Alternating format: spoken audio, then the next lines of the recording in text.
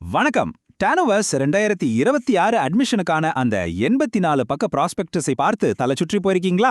கவலையே வேணாம். இன்னைக்கு நாம இந்த முழு ஆன்லைன் அப்ளிகேஷன் ப்ராசஸையும் ரொம்ப சிம்பிளா ஸ்டெப் பை ஸ்டெப்பா பார்க்க போறோம். எந்த குழப்பமும் இல்லாம அப்ளை பண்ண வாங்க உள்ளே போகலாம். விஷயத்துக்குள்ள போறதுக்கு முன்னாடி ஒரு முக்கியமான தேதியை நம்ம மைண்ட்ல ஃபிக்ஸ் பண்ணிக்கணும். அதுதான் ஜூன் 17, 2026. இதுதான் நீங்க அப்ளை பண்றதுக்கான ஸ்ட்ரிக்டான கடைசி தேதி. சோ லாஸ்ட் மினிட் வரைக்கும் வெயிட் பண்ணாம இப்பவே சுறுசுறுப்பா களத்துல இறங்குறதா புத்திசாலித்தனம். இன்னைக்கு நாம பார்க்க போற விஷயங்கள் இதுதான்.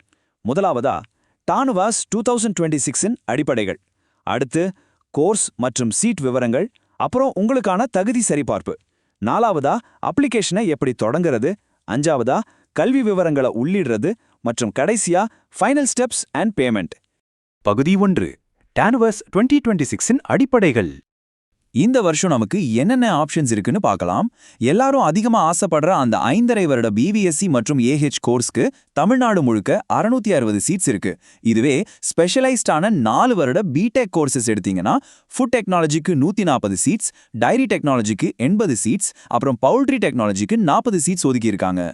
பகுதி 2, உங்களுக்கான தகுதி சரிபார்ப்பு. இந்த செக்லிஸ்ட்டை கொஞ்சம் கவனமா கேட்டுக்கோங்க. உங்களுக்கு கண்டிப்பா 17 வயசு கம்ப்ளீட் ஆயிருக்கணும். ஓசி பிரிவினரா இருந்தா அதிகபட்ச வயசு 21. ஆனா எஸ்சி, எஸ்சிஏ, எஸ்டி பிரிவினருக்கு அப்பர் ஏஜ் லிமிட்டே கிடையாது. இதுல ஒரு செமோ விஷயம் என்னன்னா, நீங்க 8ல இருந்து 12ஆம் வகுப்பு வரைக்கும் தமிழ்நாட்டிலேயே படிச்சிருந்தா நேட்டிவிட்டி சர்டிபிகேட் தேவையே இல்ல. பல பேப்பர் ஒர்க்ஸ் உங்களுக்கு மிச்சம். அடுத்து 12ஆம் வகுப்பு சப்ஜெக்ட்ஸ்ல ஒரு முக்கியமான கண்டிஷன் இருக்கு.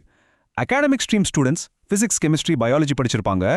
ஆனா வொகேஷனல் ஸ்ட்ரீம்ல இருக்கிறவங்க கால்நடை மருத்துவ படிப்பிற்கு அப்ளை பண்ணணும்னா அவங்க கண்டிப்பா உயிரியல் பாடத்தோடு சேர்த்து விவசாய அறிவியல், அதாவது அக்ரிகல்ச்சரல் சயின்ஸ் பின்னணியே கொண்டிருக்கணும். இதை கிளியரா செக் பண்ணிக்கோங்க.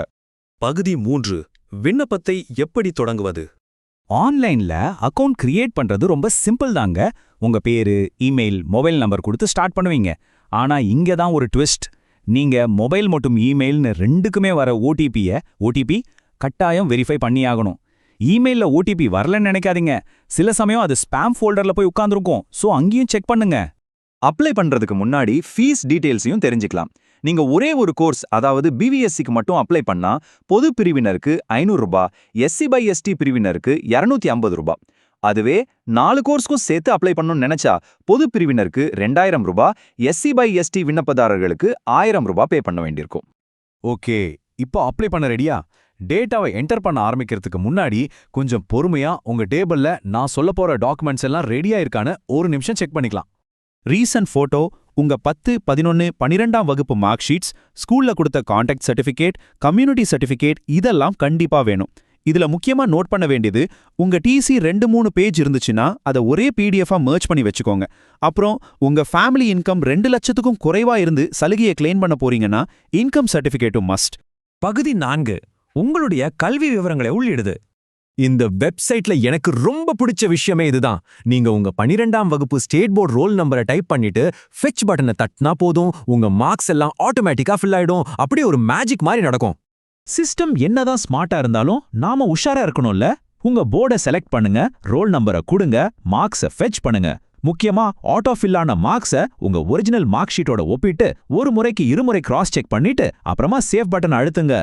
நீங்க 6லிருந்து 12ஆம் வகுப்பு வரைக்கும் தமிழ்நாட்டுல கவர்மெண்ட் ஸ்கூல்ல படிச்சவரா? அப்போ உங்களுக்கு 7.5% சிறப்பு இட ஒதுக்கீடு இருக்கு. ஆனா இதை கிளைம் பண்ண உங்களுடைய இமெஸ் நம்பரை கண்டிப்பா அப்ளிகேஷன்ல கொடுக்கணும். இதை சரியா செஞ்சாதான் உங்களுக்கான ஸ்பெஷல் கோட்டா கிடைக்கும். பகுதி 5, இறுதி படிகள் மற்றும் கட்டணம். நம்ம ஆல்மோஸ்ட் முடிச்சிட்டோம்.